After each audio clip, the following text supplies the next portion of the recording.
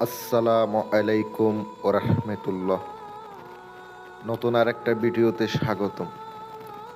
আজ আমি আপনাদের সামনে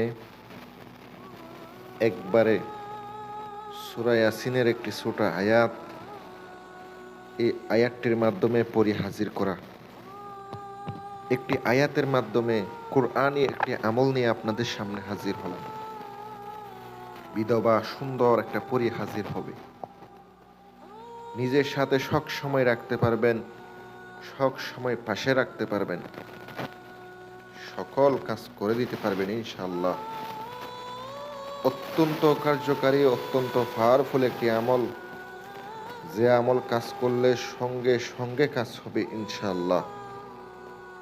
ভিডিওটা ধৈর্য সহকারে দেখতে থাকুন। আপনারা আংটিও নিতে পারেন অথবা চাইলে কাজও করাইয়া নিতে পারেন, যে কোনো কাজ। স্ক্রিনে আমার নাম্বারটা দেওয়া আছে, ইমো কল করবেন। আপনারা পড়ি হাজির করবেন। কোরআনি আমলগুলো অবশ্যই মুখস্থ করতে হবে। সম্পূর্ণ আপনাকে নিয়ম মেনে কাজ করলে তাইলে কাজ হইব, নয়তো কাজ হইব না।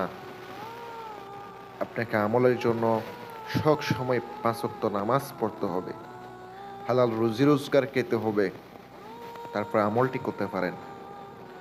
আগরবাতি লাগবে, ভালো মানের আতর লাগবে, একটা জাই নামাজ লাগবে, গোলাপ জল লাগবে।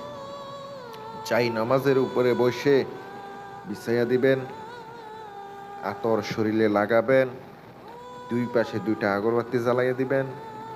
যে গোলাপ জল আছে আপনার যেখানে বইছেন এর আশেপাশে রুমের ভিতরে আপনি ছড়াইয়া দিবেন। দেওয়ার পরে আপনি সূরা ইয়াসিনের 61 নাম্বার আয়াত মুখস্থ করে নিতে হবে। ওটা আগে থেকে মুখস্থ করবেন। করার পরে আপনি আমলটি করবেন। আপনি মাত্র 108 বার আয়াতটি পড়তে হবে। পড়ার আগে অবশ্যই 11 বার দুরূদ শরীফ পড়তে হবে, পরে 11 বার দুরূদ শরীফ পড়তে হবে। আমি আপনাদেরকে বলি, দুরূদ শরীফ না পড়লে কিন্তু হাজির হবেও না, কাজও হবে না। আপনারা চাইলে আমার কাছ থেকে আংটিও নিতে পারেন, কাজগুলো করে হাসিল করতে পারেন। আপনারা দুরূদ শরীফ পড়ার পরে আবারও শেষে দুরূদ শরীফ পড়বেন, মাঝখানে আয়াতটি পড়বেন।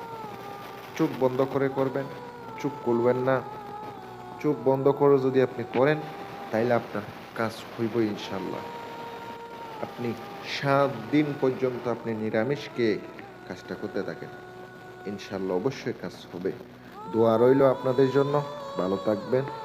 পরবর্তী ভিডিও দেখবেন, ইনশাল্লাহ আবারও নিয়ে আসবো। আসসালামু আলাইকুম ওরহমতুল্লাহ।